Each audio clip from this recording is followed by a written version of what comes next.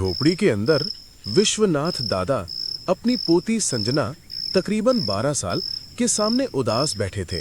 संजना, तेरी माँ रागिनी, उसकी हालत दिन ब दिन बिगड़ती जा रही है।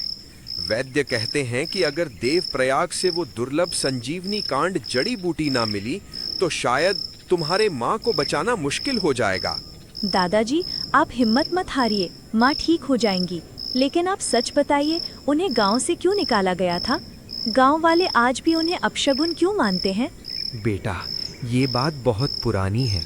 तेरे जन्म के कुछ महीने बाद गांव में अकाल पड़ गया। हमारे सरपंच और गांव वाले की सारी फसल बर्बाद हो गई। किसी ने अफवाह फैला दी कि तुम्हारी माँ रागिनी का चेहरा अशुभ है। अंधविश्वास ऐसा फैल गया कि गांव की इज्जत बचाने के नाम पर तेरी माँ को घर और गांव से निकाल दिया। मेरे पास उन्हें बचाने की ताकत नहीं थी।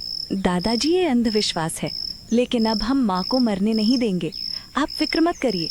अगर वैद्य ने कहा है कि वो जड़ी बूटी ही आखिरी उम्मीद है, तो मैं आपके साथ देवप्रयाग जाऊंगी और उसे लेकर आऊंगी। तू मेरी बहादुर बच्ची है, लेकिन देवप्रयाग का रास्ता आसान नहीं है। मैंने सोचा था मैं अकेला चला जाऊंगा। आप अकेले नहीं जाएंगे, आपका सहारा मैं बनूंगी। हमें जड़ी बूटी की महक मेरी माँ की सांसें हैं और हम उसे छीन कर लाएंगे। याद रखिए, ये सफर सिर्फ एक रास्ता नहीं, हमारी सच्ची की लड़ाई है। हाँ, शायद तू सही कहती है। हम दोनों मिलकर इस बार प्रकृति और किस्मत दोनों से लड़ेंगे। कल सुबह ही निकलना होगा, इससे पहले कि बहुत देर हो जाएगी। मन तो करता है कि इस पूरी दुनिया को जला दूं जिसने मेरी बेटी पर कलंक लग। अगली रात का समय था। आसमान में काले बादल घिरे थे, हवा में जबरदस्त ठंड थी। विश्वनाथ और संजना एक पुरानी जंगल वाले रास्ता से होकर देवप्रयाग की ओर जा रहे थे। बेटा संजना, रास्ते में जबरदस्त ठंड हो गई है। ऐसे मौसम में चलना और भी मुश्किल है। उम्मीद है हम जल्द ही कोई ठिकाना खोज लेंगे। दादाजी, माँ के लिए ये सफर कांटों का भी होता तो हमें चलना पड़ता। काश वक्त हमें वापस वो दिन दे जब मेरी माँ हंसा करती थी। लेकिन अब हम अपनी जान की परवाह किए बिना अपनी मंजिल तक पहुँचेंगे। संजना, ये ठंड भी ना जैसे हाथ पांव सुन कर दे रही है। अब हमसे आगे चल नहीं जा रहा है। दादाजी, ऐसा मत कहिए, हम न्याय करेंगे। लेकिन इस रास्ते पर ध्यान दीजिए। देखिए, सामने पहाड़ की चोटी पर वो रोशनी क्यों जल बुझ रही है? जैसे ही विश्वनाथ दादा घाटी की तरफ पहुंचे, अचानक वहीं रुक गए।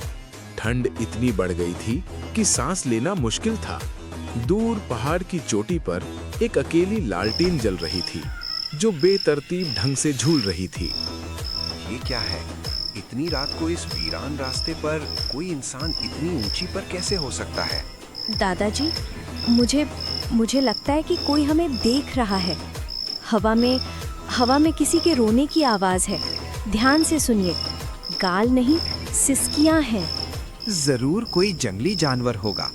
डर मत बेटा, हमें रुकना नहीं है। आगे वीराना महल है, हमें वहीं आसरा लेना पड़ेगा, वरना ये जबरदस्त ठंड हमें यहीं खत्म कर देगी। मजबूरी में वे वीराना महल पहुंचे। वो देखते हैं कि वो हवेली बहुत अच्छे तरीके से सज गई है। देखने में बहुत सुंदर लग रहा था। फिर दादाजी और उनकी पोती संजना घर के अंदर चले गए। वहाँ 35 वर्ष की रुद्राणी माँ खड़ी थी। उसके पास ही एक छोटी सी लड़की तारा बेटी भी खड़ी थी। अरे, तुम लोग कौन हो? क्या ठंड की रात में इस महल तक कैसे पहुँचे? माई, मैं विश्वनाथ हूँ और ये मेरी पोती संजना। हम शिवालय से देवप्रयाग जा रहे थे। रास्ते में अचानक जबरदस्त ठंड और बर्फीले तूफान ने हमें रोक दिया।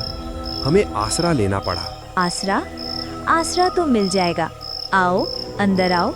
लेकिन याद रखना, इस महल में कदम रखने वाला हर मेहमान अपनी एक नई दास्तान लेकर ही वापस जाता है या यहीं रह जाता है। तुम कौन हो? क्या तुम यहाँ अकेली रहती हो? मेरा नाम तारा है। मैं अकेली नहीं हूँ। ये महल मेरा दोस्त है। देखो, ये कभी बहुत चुप लगता है और कभी अचानक हंसने लगता है। माई, आपकी उम्र कम है, लेकिन आपकी बातों में बहुत गहराई है। क्या ये महल वाकई उतना ही रहस्यमयी है जितना लोग कहते हैं? मैंने सुना है, जो सच में जरूरत में हो, ये महल उसका रास्ता खोल देता है। यहाँ कोई ना कोई मजबूरी से आता है। इस महल की दीवारें हर आने वाले के दिल का डर ढूंढती हैं। डर से ज्यादा खतरनाक होता है उसका हमारे दिल पर हावी होना। वे दोनों बातें करते करते आखिरकार देवप्रयाग पहुंच गए। वहां पहुंचने के बाद मानो पूरी प्रकृति ही धरती पे है। वहां के हरे भरे पौधे, नदियां मानो दिल को छू रही हो। संजना, चल बेटी, वक्त कम है, जल्दी से हम जड़ी बूटी लेकर चलते हैं। दादाजी, मेरा मन बहुत बेचैन है। वहाँ जो कुछ देखा सुना वो इतना आसान नहीं था। रात भर मेरे दिमाग में तारा और बूढ़ी माँ की हंसी गूंजती रही। विश्वनाथ दादा और उनकी पोती संजना जड़ी बूटी लेकर घर की तरफ लौटे और संजना सीधे अपनी माँ रागिनी के पास गई। उसने जड़ी बूटी माँ के माथे पर रखी। कुछ ही दिनों में रागिनी की हालत में तेजी से सुधार होने लगा। वीडियो अच्छी लगी तो चैनल को लाइक करके सब्सक्राइब करना ना भूले।